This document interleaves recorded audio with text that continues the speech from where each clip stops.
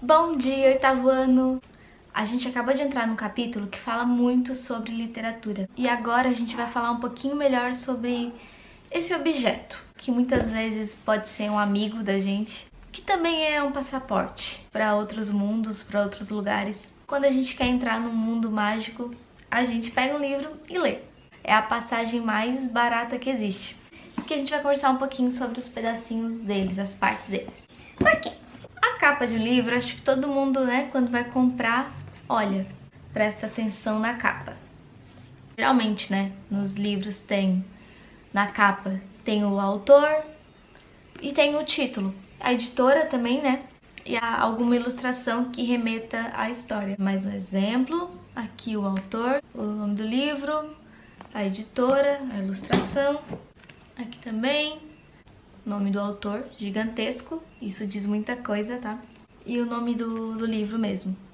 Esse nome do autor gigante é por ele ser extremamente famoso, né? Além da capa, que é a primeira capa, alguém vai lá e lê a quarta capa? Alguém repara nela? É legal reparar. Eu tenho uma questão de honra, sabe? Se eu pego o livro pra ler, eu tenho que ler tudo que tem nele, eu não pulo uma página. Eu sempre li tudo, porque parece assim que tá faltando alguma coisa se eu não leio ali nas orelhinhas ou na parte de trás, eu leio tudo. Mas tem gente que não lê, e às vezes ali tem informações bacanas pra gente conhecer um pouquinho melhor. Muitas vezes a quarta capa do livro traz a sinopse, e a sinopse é um guia, basicamente, pra você saber se você vai querer levar aquele livro ou não. Te dá um norte. Igual quando a gente ia pegar DVD pra assistir, na verdade eu ia pra locadora pegar videocassete e não DVD. DVD foi depois. Aí eu ia lá, tinha as fitinhas lá, aí eu lia atrás e lia a sinopse pra ver se eu iria levar aquele filme pra casa ou não.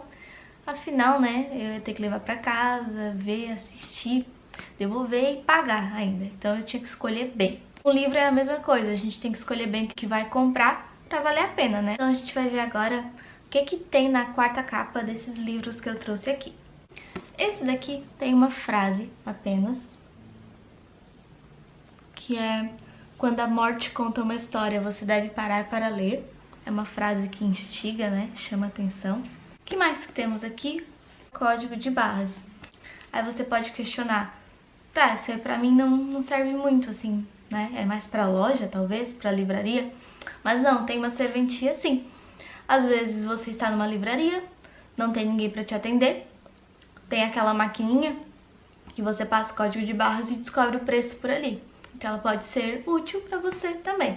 Nesse aqui do It, nós temos a sinopse, nós temos uma opinião, que também é muito comum encontrar em alguma dessas partes aí do livro, que é a opinião de algum outro autor, de algum escritor, a opinião de um jornal, a opinião de alguém importante para a literatura, para você ver como aquele livro é bom, É uma propaganda do livro.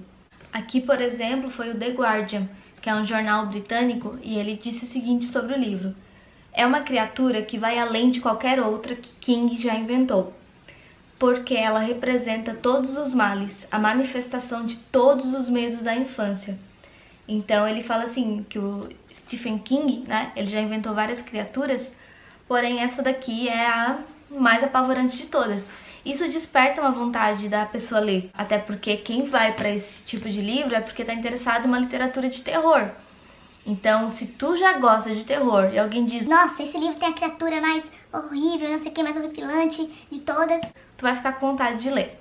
Esse aqui, do livro A Herança, que é o quarto livro de uma saga, que ele também resolveu colocar frases de instituições, de jornais, de pessoas que podem despertar a vontade do leitor de comprar esse livro. A primeira frase é do The New York Times, um jornal muito famoso, e ele fala assim: uma obra autêntica feita com grande talento, Ele elogiou. Então tem muitos elogios, ele pegou vários elogios de opinião de jornais importantes, e colocou ali pra gente ler, porque eu olho assim pra quarta capa do livro, ele tem tantos elogios de jornais super importantes dos Estados Unidos, eu sei que ruim não vai ser. Talvez eu não goste tanto, pro meu gosto pessoal, mas eu crio uma expectativa. Eu penso, nossa, deve ser bom, se tá todo mundo falando, né? Se esses jornais importantes estão falando isso, estão botando a mão no fogo por ele, então eu vou ler. Sobre as editoras, que eu não comentei muito, o que tem de legal sobre as editoras?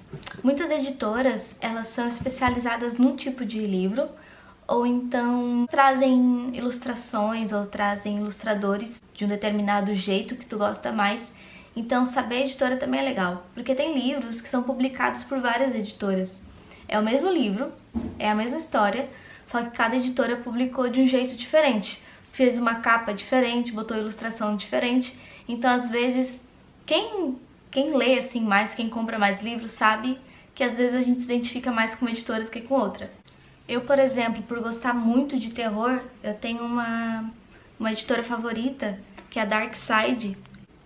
A editora da caveirinha, ela sempre vem com essa caveirinha na lateral dos livros, o nome dela é Dark Side.